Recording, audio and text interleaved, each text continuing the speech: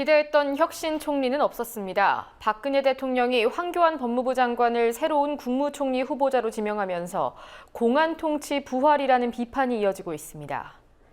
새정치민주연합의 혁신위원장 자리도 논란입니다. 안 의원이 위원장 하지 않겠다고 밝힌 데 이어 조국 교수가 유력 후보자로서 주목받고 있습니다. 안철수 의원에 대해서는 총선 역할론도 제기되고 있지요. 잠시 후 집중 분석 시간 갖겠습니다. 세월호 참사 특별조사위원회가 세월호 특별법 시행령 개정안을 제출하기로 했습니다. 유가족들은 정부가 책임지고 이 개정안을 받아들이길 바란다고 밝혔습니다. 5월 21일 뉴스K 잠시 후 시작합니다.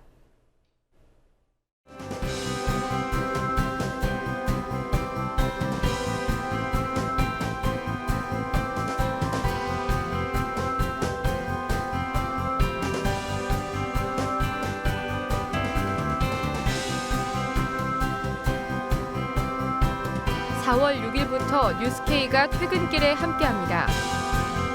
저녁 7시, 2시간 빨라진 뉴스K. 많은 시청 바랍니다. 세월호 참사 특별조사위원회가 정부 주도로 제정된 이른바 세월호 특별법 개정안을 제출하기로 했습니다. 지난 2월 특조위 측이 정부에 제출했던 원안에 근거를 뒀다고 합니다. 김종훈 기자와 상세하게 짚어보겠습니다. 안녕하십니까? 세월호 특조위가 정부의 시행령에 대한 개정안을 제출하기로 했는데요. 먼저 간략하게 어떻게 된 일인지 전해주시죠. 네, 오늘 오전입니다. 세월호 참사 특별조사위원회가 지난 11일 공포 시행된 세월호 특별법 정부 시행령안에 대한 개정안을 제출키로 했습니다. 정부 시행령에 대해 지속적으로 거부 입장을 밝혀왔던 특조위가 구체적인 행동을 취한 것으로 볼 수 있습니다. 일단 참석하지 않은 차기환 위원을 제외하고 16명 위원 중 10명이 찬성해서 세월호 특별법 시행령 전부 개정령안은 통과됐습니다. 새로운 안이 아니기 때문에 더 말씀들을 안 하신 걸로 보고 또 반대 의견을 표시한 분이 계시기 때문에 표결로 하겠습니다. 그러면 이 안에 대해서 찬성하신 의원들 보수하시죠. 세워주세요.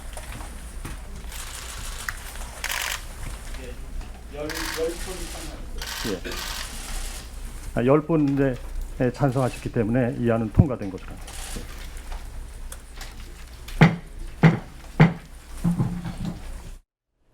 당연히 정부의 시행령안에 반대하는 의미에서 특조위 개정안이 나왔을 텐데요. 어떤 내용인지도 살펴보죠. 네, 일단 이번 특조위의 개정안은 지난 2월 12일입니다. 특조위가 이미 정부에 제출했던 특조위 시행령 원안을 기초로 만들어졌습니다. 일부 보충은 있지만 큰 틀에서 같은 내용이라고 볼 수 있습니다.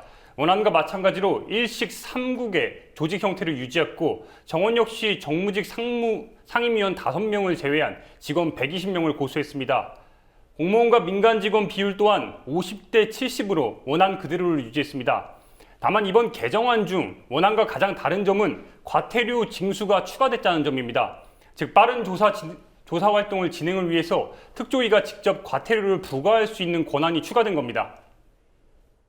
현재 오늘 과태료 부분은요, 그게 적어도 입법 예고 기간이 이해관계자들이 많을 때는 입법 예고 기간이 60일인가를 거치는 걸로 알고 있습니다. 그러니까 입법 예고 기간 충분히 거쳐야 되고, 그 다음에 또 현실적으로 만약에 정부에서 시행령 개정안에 대해서 논의를 한다면 파견 공무원들 각 부처별 협의를 해야 되고, 그러면 현실적으로 상당히 오랜 시간이 걸릴 겁니다. 이제 그래서 지난 2월 특조위 원안이 통과됐을 때와 마찬가지로요. 이번에도 여당 추천위원들은 여전히 반대 입장을 냈다고요.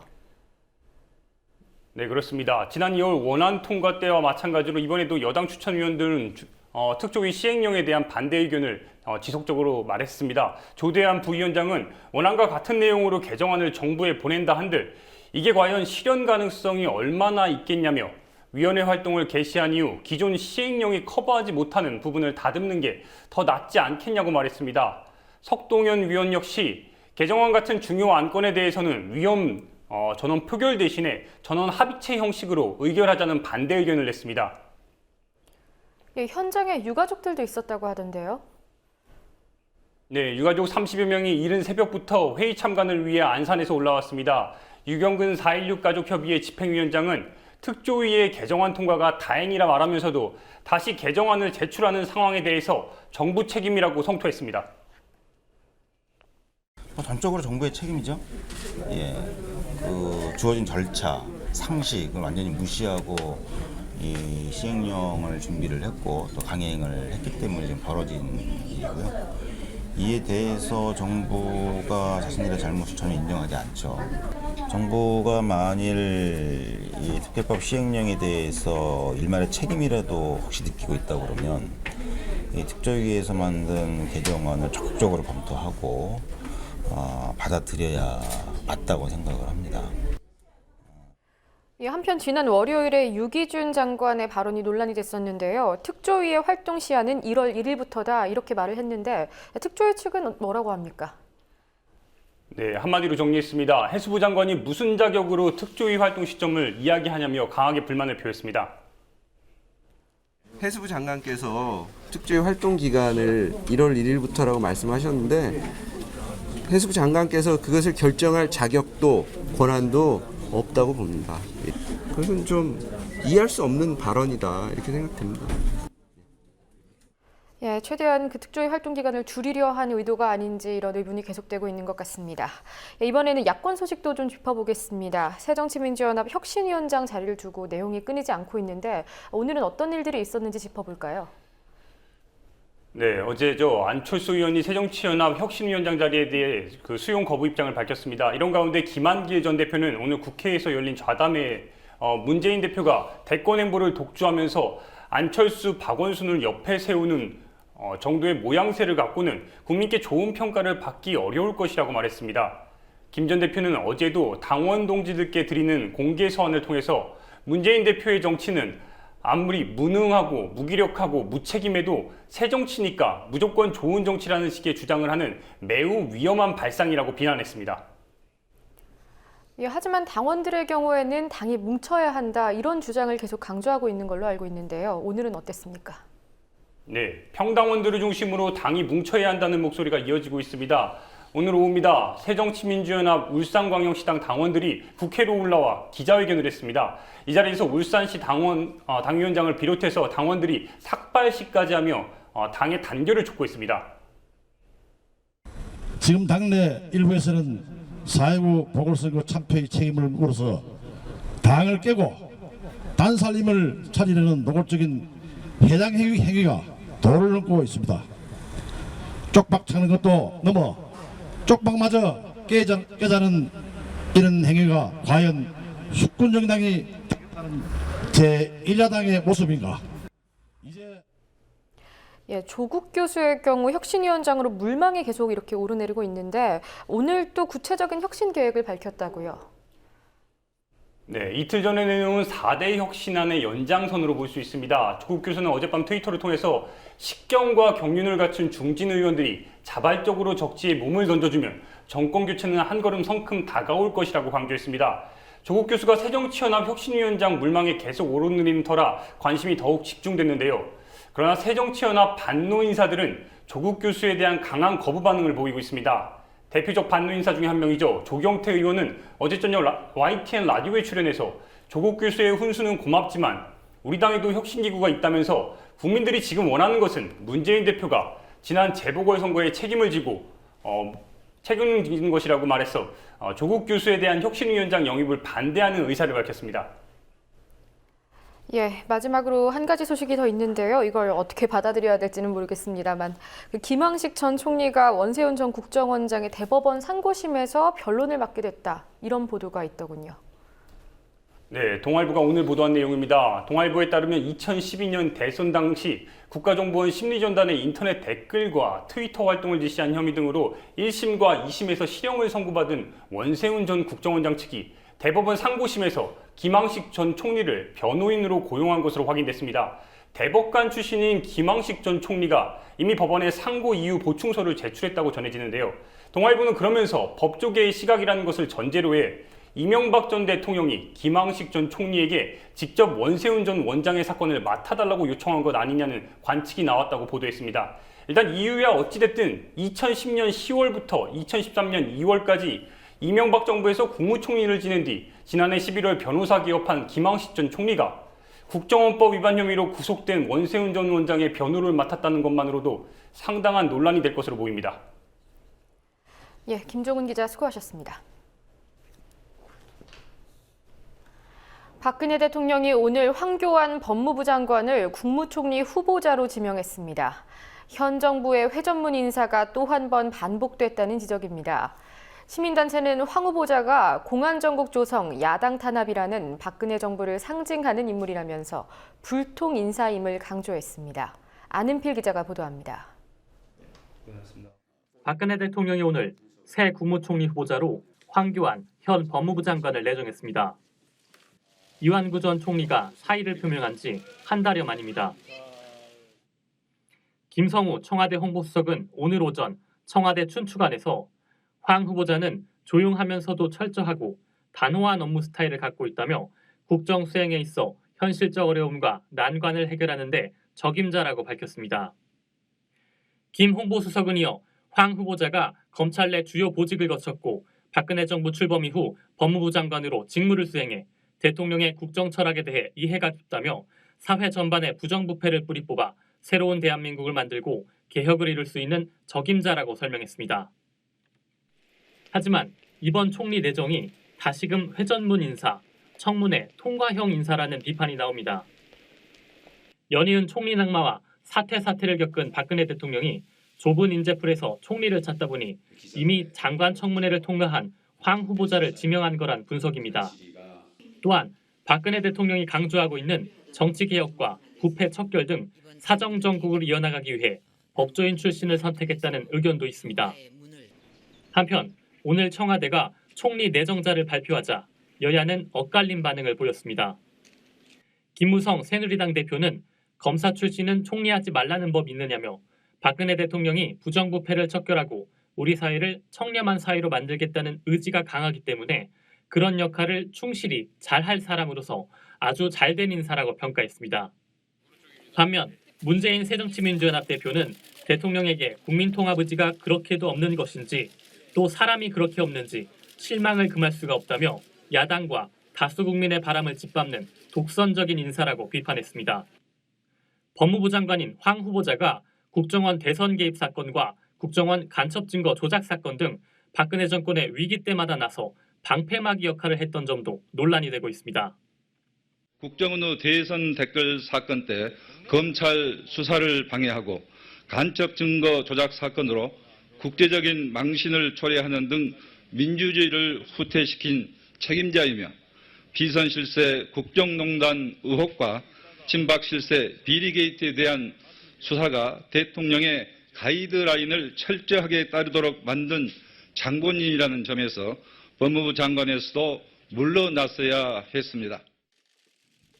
국정원 간첩 증거 조작 사건에서 유성 씨의 변호를 맡았던 김용민 변호사도 공안 무리를 계속해왔던 장본인이 그 과정에 발생한 여러 무리수와 문제들에 대해 전혀 책임지지 않고 오히려 국무총리로 지명됐다며 남아있는 박근혜 정권 동안 계속 그 분위기를 이어가겠다는 의지 표명으로 보인다고 우려의 목소리를 냈습니다. 그런데 황교안 법무부 장관이 법무부 장관으로 있으면서 국민들의 표현 자유 같은 것들은 너무 많이 위축이 돼 있어요. 예. 네, 그래서 뭐 세월호 관련됐던 어떤 집회 시위 같은 것들도 다 완전 차단하고 관련자들 막 엄하게 처벌하고 있고 뭐 종북몰이 사건이라든가 공안 사건들 이런 것들을 계속 많이 만들어내서 네. 국민들한테 많이 불안감을 심어줬던 사람이 총리로 가서 계속 그런 기조를 이어갈 것 아닌가라는 좀 우려가 있습니다. 김 변호사는 또한 법조인을 선호하는 박근혜 대통령의 인사 스타일도 문제라고 지적했습니다. 사회의 어떤 다양한 목소리들을 좀 반영할 수 있고 소통을 할 수 있는 그런 인물들이 굉장히 많을 것인데 소위 소년급제를 해서 좀 엘리트 코스로만 밟아온 예. 이런 법조인들을 자꾸 국무총리로 등용하는 게 사회의 어떤 소수자들이나 소외된 계층의 사람들의 목소리를 제대로 듣겠다라는 그런 의지로는 안 보이거든요. 예. 오히려 좀 심하게 말하면 정권의 말 잘 듣는 엘리트 법조인을 데려가겠다. 사실 황교안 법무장관 같은 경우에도 뭐 정권 정말 충실했잖아요. 예. 모든 비난과 욕을 다 먹더라도 절대 물러서지 않고 끝까지 정권이 원했던 일들을 다 해왔던 사람인데 딱 말 잘 듣는 엘리트를 그냥 그대로 데려가는 느낌이고. 국민TV 뉴스 안은필입니다.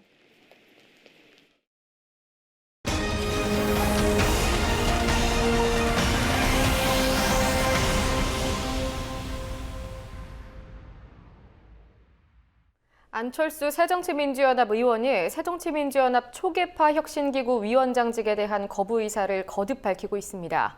사실상 문안연대는 실패라는 이야기가 나오고 있지요. 일각에서는 안 의원이 내년 총선에서 전략적인 역할을 맡아야 한다는 주장이 제기됩니다. 한편 김무성 새누리당 대표의 경우 지난 재보궐선거 이후 전국을 순회하면서 민심을 살피고 있습니다. 차근차근 총선 대비책을 다지고 있는 새누리당에 어떻게 대응할지 새정치민주연합으로서는 상당히 고민스러운 상황인데요. 이강윤 정치평론가와 상세한 이야기 나눠보도록 하겠습니다. 안녕하십니까? 안녕하세요. 최근 새정치민주연합 안철수 의원의 이름이 또 많이 오르내리고 있잖아요. 네. 초계파 혁신기구 위원장을 이미 맡지 않겠다라고 했는데 재고 요청도 나오고 있고 또 일각에서는 내년 총선에서의 역할론이 중요하다 이런 말도 나오고 있는데요. 네. 평론가께서는 어떻게 생각하십니까?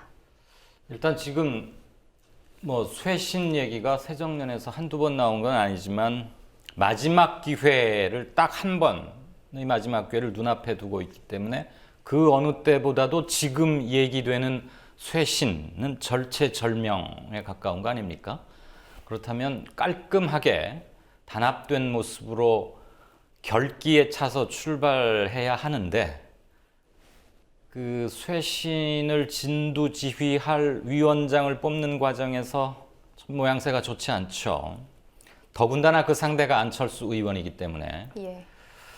아마 쇄신에 실패하거나 또는 쇄신이 미흡했을 때, 그런데 사실 이 쇄신은 자신을 포함한 상당수 사람들의 희생을 전제로 하는 겁니다. 그렇지 않고서야 쇄신의 의미가 없는 것이죠. 예. 그리고 많은 희생을 했을 때 사람들은 감동하고 신뢰를 부여할 거 아니겠습니까?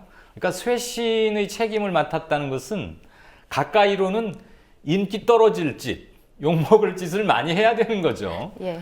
어쨌거나 뭐 안철수 의원이 왜 이걸 거부했는지는 뭐 어렵지 않게 추측은 가능하지만 정확히는 모르겠는데 적어도 쇄신이 미흡하거나 실패했을 때 공동 책임을 질 수밖에 없고 그런 부담이 좀 크게 작용하지 않았나 싶어요. 예. 그건 뭐 기본적으로 정치인 안철수의 선택이니까 누가 그걸 강요할 수는 없습니다. 다만 한때 대선 주자급으로 분류가 됐고 처음에는 국민적 열망이 어마어마한 채 정계에 들어온 거 아닙니까? 그리고 아직도 안철수에게 쏠렸던 새정치에 대한 에너지가 뭐 다 없어진 건 결코 아니죠. 다만 안철수에게 집중됐던 거가 조금 분산된 감은 있지만 새정치 그 자체에 대한 열망은 있습니다. 그런 걸 감안한다면 그리고 안철수 의원이 팬덤을 바탕으로 신드롬을 거쳐서 이제 현실 정치인이 되었다면 국민의 기대에 부응하는 것, 결정적인 고비에서 국민의 기대에 부응하고 국민에게 감동을 주고 또는 자기의 헌신을 통해서 뭔가를 일궈내는 것, 이게 우리 이른바 정치 지도자에게 기대하는 거 아니겠습니까? 그런 점에서는 조금 이번에 모양새가 좀 안 좋았다. 그러다 보니까 문재인 대표도 쇄신만이 살 길이고 사실 별 시간 여유가 없는데 예. 그 기구를 만들어서 띄우는 데까지 너무 오래 걸리면 또 한 번 김이 빠지고 왜 새정년은 저럴까라는 물음표를 계속 던지게 하겠죠. 그래서 어쨌거나 모양새는 좋지 않은데 안철수 의원이 맡건 또는 뭐 지금 유력하게 거론되고 있는 서울대 조국 교수 아까 리포팅에도 나왔습니다만 예. 누가 맡든지 간에 중요한 것은 쇄신의 내용이다. 그런데 그 쇄신 기구가 전권을 쥐고 휘두름으로써 정말 칼같이 잘라낼 건 잘라내고 그렇게 해서 여지껏은 양치기 소년이었는지 모르지만 이제는 정말 다급하니까 이 친구들이 바뀌는구나 라는 것을 알게 하는 게 중요하죠. 알게 하는 게. 전통적 지지층은 물론이고 회의하고 있던 중간지대에 있는 사람들에게도 알게 하는 것. 그래야만이 선거는 이기는 거 아닙니까? 사실 지금 새정년이 이 절체절명의 위기에 좀 더 빨리 몰린 것은 딱 하나예요. 내석밖에는 아니었지만 4.29 재보선의 참패 때문에 당이 지금 존패 기로에까지 처해버린 거 아닙니까? 선거란 그런 겁니다. 지면 모든 그동안의 잘못이 다 한 사람에게 쏠리는 거고 이기면 예전에 약간 실수했던 것도 다 덮고 넘어가는 거죠. 그런 점에서 안철수 의원뿐만 아니고 중량감 있는 정치인이라고 스스로 생각하는 사람 또는 그동안 정치적 비중을 부여받아 왔던 사람들은 이런 고비에서는 자신을 버려야 합니다. 아까 뭐 조국 교수는 적지에 나가서 죽을 각오로 해라. 그것도 감동을 주는 한 방법이죠. 이를테면 꽤 몇 년 전에 대한민국 정치 지형을 완전히 흔들었던 노무현 후보, 노무현 정치인, 대통령이 되기까지의 여정이 어땠습니까? 야구 선수로 치면은 안타 쳤을 때보다는 삼진으로 물러난 경우가 훨씬 많았지만 예. 그럼에도 불구하고 사람들은 평가를 해줬단 말이죠. 네. 예, 그렇게 그렇게 지금 현상이 이어져 오고 있는데 네. 어쨌든 그 희생 정신을 그 혁신위원장으로서는 하지 않겠다라고 말을 한 것 같고요. 네. 그렇다면 이 앞서 파일럿 선거에서 이미 진 상황에서 내년 총선에서는 안철수 의원이 어떤 역할을 하는 게 좋다고 보십니까? 이 부분은 다분히 예. 정치평론을 하는 저의 사적인 견해임을 미리 말씀을 드립니다. 예. 그러니까 양해를 구합니다. 최근 뭐 새누리당 쪽에서 음으로 양으로 공개적으로 비공개적으로 흘러나오는 얘기 중에 내년에 오세훈 전 서울시장을 서울의 중요한 선거구에 투입해서 판을 좀 키워보겠다. 그러니까 볼거리 효과를 통해서 붐업을 하고 그렇게 해서 이제 선거 전에 시너지도 키우려는 그건 뭐 잘하는 전략입니다. 그 새누리가 하니까 나쁘다 이렇게 볼 필요는 없고요. 어느 정당이든 그런 걸 잘해야 합니다. 선거는 어차피 굉장히 시끄럽고 축제의 성격도 갖고 있는 것이고 기선 싸움과 바람이 굉장히 중요하니까. 그래 지금 안철수 의원이 있는 노원이거나 예. 뭐 김한길 의원이 지역구를 갖고 있는 광진 쪽에 오세훈 전 시장을 내보냄으로써 한번 붙게 하겠다. 예. 그러면 전국적인 화제를 모으지 않겠어요? 예. 자, 그럼 새누리당은 지금 이긴 정당이기 때문에 상당히 벌써 김 대표가 뭐 정책적인 공약 지시도 마련하라고 지시하면서 전국 돌고 하면서 상당히 여유 있게 준비하는 반면에 새정년은 전혀 출발선 운동화 끈조차 잘 못 메고 있잖아요. 예, 아직 준비도 잘 되지 네. 않고 있죠. 이럴 경우일수록 그 앞서 있는 새누리당, 강력한 새누리당에 대응할 무언가 필요한데 그런 것들이야말로 빅샷, 이른바 거물들의 상상을 뛰어넘는 예. 또는 상식적 예측을 뛰어넘는 어떤 강수 뭐 이런 게 필요하죠. 이를테면 그래서 저는 새누리당에서 오세훈 전 서울시장이라는 무시 못할 사람을 내보내서 안철수 의원과 맞대결 시킨다. 그럼 뭐 선거 결과는 어찌 될지 모르지만 그럼 그냥 그거에 급급해서 당을 지키려고 막 선거구 하나에만 매달릴 게 아니고 차라리 예. 더군다나 그것은 노회찬 의원이 참 억울하게 대법원의 이거 5년 만의 판결에 의해서 사람들 대다수가 야 참 억울하게 노회찬 씨가 의원직을 잃는구나. 예. 그 자리에서 치러진 재보선에 안철수 후보가 입성했던 거 아닙니까? 예. 그렇다고 보면 물론 뭐 선거구가 누구 거다 이렇게 사유물처럼 소유권이 있는 건 아니지만 저라면 명분이 대단히 중요하니까 이 지역구는 원 노회찬 의원에게 돌려주든 어쩌든 그건 그분이 알아서 하시고 저는 정치 입문의 기회로 삼았던 여기를 떠나서 예. 내년 2016년 4월 총선에서는 당의 명운도 걸려있고 하니 부산 이콜 그동안 한나라당, 새누리당 이런 등식이 있었는데 내가 가서 깨겠다. 그것은 내 고향이기도 하다. 예. 그리고 가서 새누리당의 김무성 대표와 한번 일전을 겨뤄보겠다. 이렇게 선언한다면 안철수의 중량감이나 국민에게 주는 신선함 그리고 예. 자기 이름값, 네임밸류에 걸맞는 역할을 하려 하는구나. 그리고 무엇보다도 새누리당이 오세훈 전 시장을 내보내서 안철수 의원과 붙게 하려는 그것을 되치기 하는 효과도 있지 않겠습니까? 예. 그러니까 저는 안철수 의원을 상징적 예로 드는 거예요.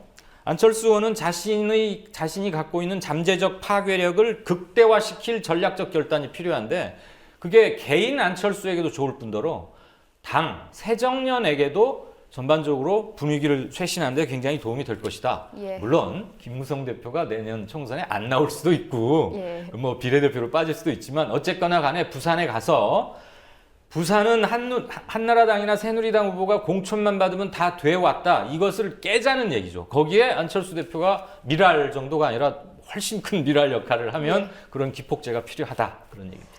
네, 그러니까 좀 정리하자면 그 원 지역구였던 그 노원을 그 노회찬 전 의원에게 대승적인 결단을 하고 어느 정도 좀 연대할 수 있는 성격으로서 같이 양보를 하고 네. 부산에 가서 큰 판을 짜라. 네. 이렇게 이해하면 되는 걸까요? 그렇죠. 예. 일테면 제가 왜 안철수와 부산을 자꾸 연결을 짓냐면 예. 지금 부산에 유일한 야당 의원이 조경태 의원도 있지만 문재인 이 두 사람 아닙니까? 그런데 안철수, 문재인, 그다음에 오랫동안 공을 들이고 있는 야당 출신의 김영춘, 그리고 또 문성근, 뭐 어떻게 호칭해야 될지 모르지만 정치인 겸 배우, 지난번 떨어졌는데 떨어지면서 바로 얘기했어요. 4년 후에 한 번은 더 나오겠다. 한 번은 더 심판받겠다. 그리고 최근에 제가 사석에서 만났는데 본인이 그런 의지를 재확인했습니다. 그렇다면 이런 신념과 어느 정도 네임밸류와 자기 정치 철학을 분명히 갖고 있는 사람들이 가서 연대해서 띠를 이루어서 지역 정서, 어디는 깃발만 꽂으면 된다는 이 고질적이고 후진적인 지역 정서를 깨는데 헌신적인 힘을 다하고 그게 일정 부분 소득을 걷어내면 한국 정치는 질적 도약을 또 한 번 하는 것이죠. 그런데 안철수나 문재인 이런 사람들이 기꺼이 무게감 있게 희생하고 헌신하자. 그리고 거기서 이겨라. 라는 게 저의 주문입니다. 예, 사석에서 나눈 말씀을 이렇게 하셔도 되는지 모르겠는데. 괜찮습니다. 예, 그러면 안철수의 부산 출마 이 자체도 있지만 그것으로만 한정이기보다는 그로 상정되는 지역주의 타파. 네. 이걸 새정치민주연합이 좀 유념해야 된다. 그렇습니다. 예, 그런 게 기득권 타파인 것이고 바로 예. 국민에게 감동을 주는 것이죠. 이를테면 부산에서 제가 아까 말씀드린 서너 명이 벨트를 이뤘을 때 15명 전체 부산시를 얼마나 흔들 수는 있겠습니까마는 커다란 댐도 작은 균열로부터 붕괴가 시작되듯이, 그리고 대구에서도 지역 정서를 깨트리기 위해서 몸으로 맞서고 있는 김부겸 후보가 이를테면 의미 있는 승리를 거둔다. 이런 것은 의석수로는 하나일지 모르지만 한국 정치사를 지각 변동시킨 데는 어마어마한 역할을 갖는 거거든요. 물론 새누리당의 김무성 대표는 다음 총선에서 대선 같은 걸 염두해서 지역구 후보로 안 나오거나 또는 전국적 선거를 독려한다는 의미에서 비례대표의 최후 배수진, 그러니까 들락말락한 고지점에 딱 뒤로 가 있고 나는 의원을 못해도 좋다, 전국을 내가 이끌겠다, 이렇게 나올 가능성이 커요. 어쨌거나 안철수 의원이 부산으로 가서 누구와 붙게 되든 간에 지역 정서, 그 고질적인 것, 지역 맹주, 어느 한 정서가 특정 지역을 정치적으로 독식해버리는 이것을 깨트리는 데 미랄이 되자. 이게 당 쇄신도 되는 것이고 한국 정치 문화도 바꾸는 것이고 아울러서 야당이 살 수 있는, 회생할 수 있는 감동을 주는 것이기도 하다. 그리고 야당에게 좋은 약은 상대 진영에게는 아픈 공격이 되겠죠. 상식에서 찾자는 겁니다. 예, 여기까지 듣겠습니다. 네. 수고하셨습니다. 고맙습니다. 함께 만드는 언론 미디어협동조합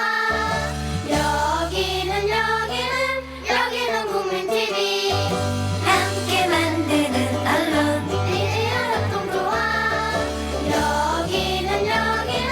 여기는 국민 TV.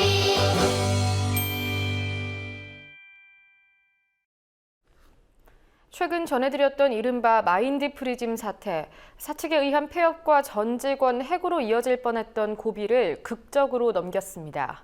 노사가 함께하는 마인드 프리즘 정상화위원회가 오늘 첫 회의를 가졌습니다. 김현주 PD가 보도합니다.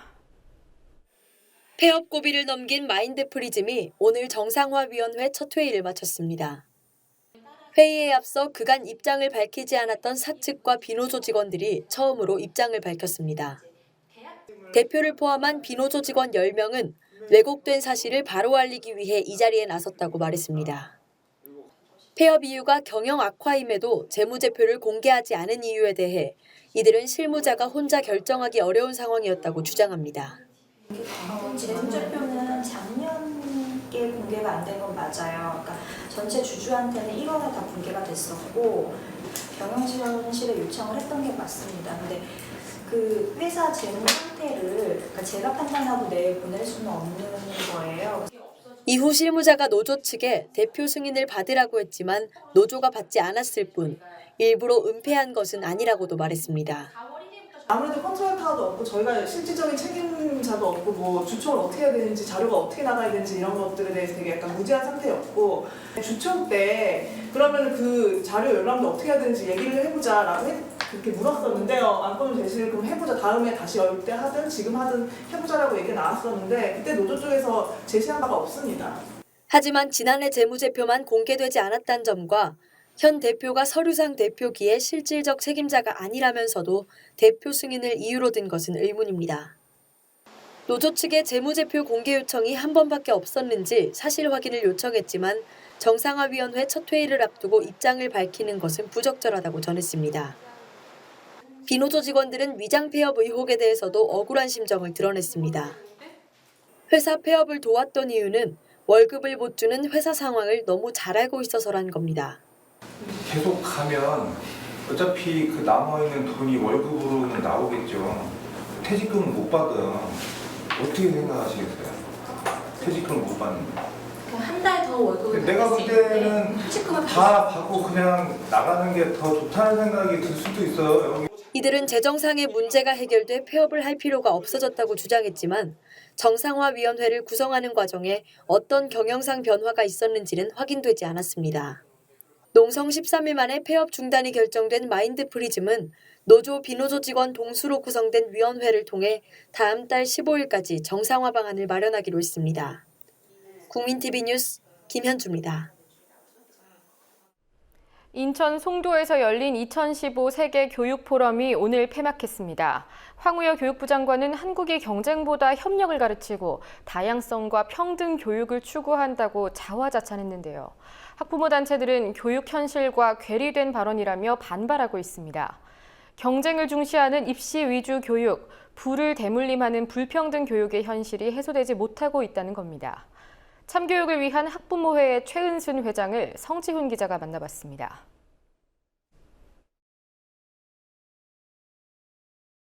지금 그 세계교육 포럼이 거의 우리 교육을 그 자화자찬하는 몇몇이면 모여서 하는 그런 자리라고 그래서 그런 비난이 좀 일고 있는 것 같은데 거기에서 우리 장관님이 발언했던 경쟁보다도 협력, 다양화 사실 그 발언했던 모든 내용에 대해서 다 반대로 생각하면 되지 않을까라는 생각을 합니다.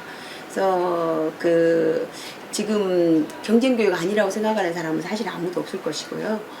학교에 따라 교육 내용이나 수업 방식이 다양화돼서 아이들의 개성과 소질들이 보장될 수 있는 그런 교육이 진행돼야 되는데 실제적으로는 굉장히 교육 내용은 대학 입시라는 획일적인 내용으로 되어 가고 있고요.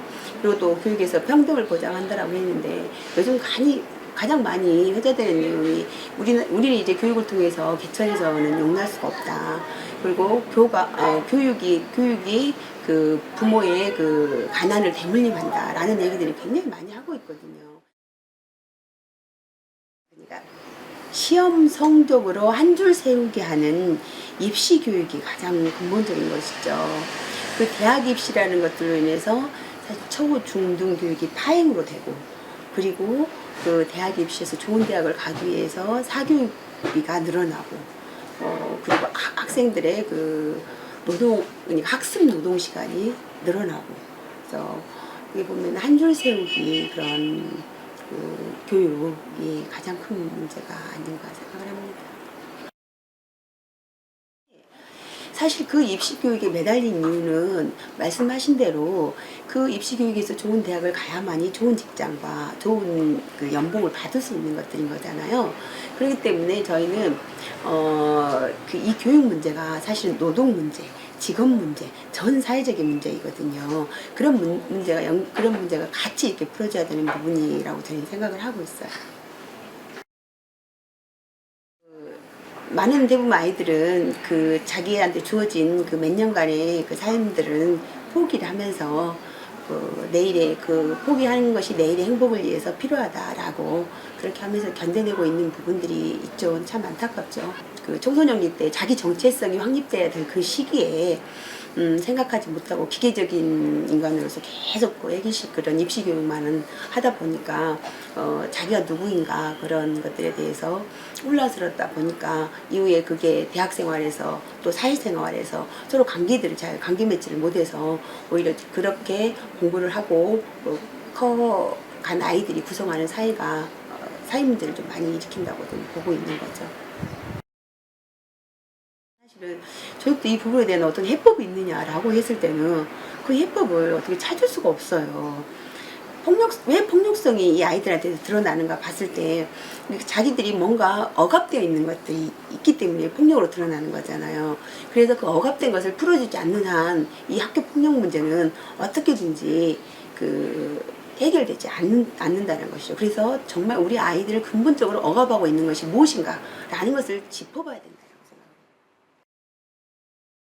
그리고 학생 인권의 가장 기본은 내 인권을, 내 권리를 주장하는 게 아니라 내 권리의 주장에 앞서서 타인의 권리를 인정해 주는 것을 먼저 배우도록 하는 것이 학생 인권의 제1의 원칙이에요. 그렇기 때문에 학생 인권을 제대로 이렇게 아이들이 이걸 교육받고 자기화했다라면은 가장 상대방의 인권을 먼저 존중해 줄 수 있는 그런 문화를 만들 수가 있는 것이죠. 그렇기 때문에 학생 인권이 제대로 자리 잡은 그런 학교 현장에서는 교권도 더불어 같이 꽃이 핀다라고 생각을 하고 있어요.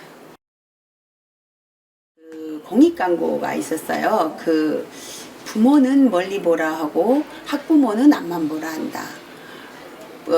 부모는 함께 가라 하고 학부모는 혼자 가라 한다.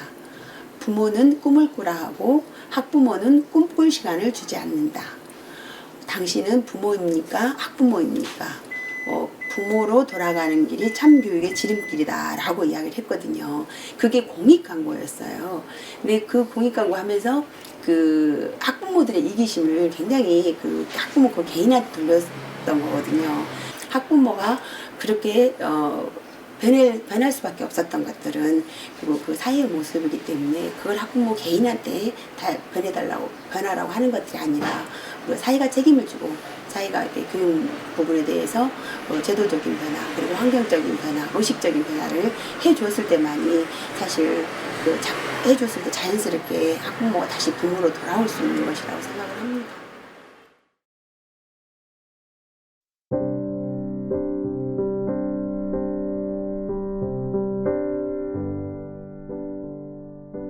(39만 명이라고 했나요? 가출해서 거리를 떠돌고 깃들 곳 없이 지내는 청소년들의 숫자가 그렇다고 합니다. 이 시간쯤이면 가정에서 가족들 속에서 제재거리다 잠자리에 들어야 할 청소년들이 이런 현실이 우리 사회의 기성세대들은 지금 이 시간에 어디서 무얼 하고 있는 걸까요?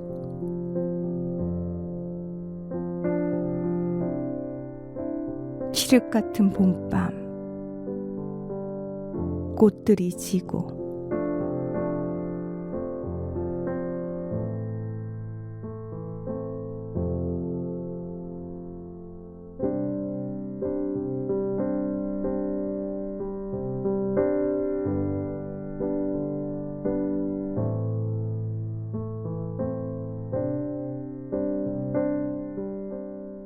(5월 21일) 목요일 뉴스 마치겠습니다. 시청해주신 여러분 고맙습니다.